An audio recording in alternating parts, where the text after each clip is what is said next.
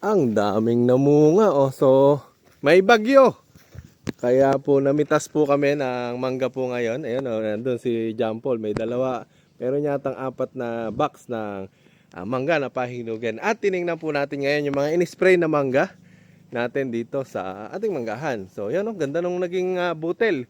So, ibig sabihin ay makakalusot na or nakalusot.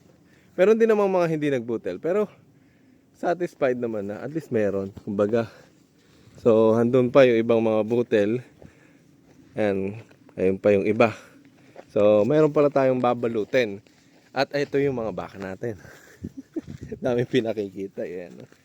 So, nagkakaroon na ng damo dito sa manggahan. Kaya po, may pagkain na po sila. Tapos yung mandala natin, paubos na.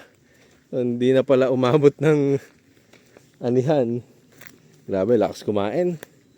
Ayan o, kaya kumakain sila ng damo ngayon. At least, sumakto dun sa pag-ulan-ulan para mabuhay yung mga damo po na to.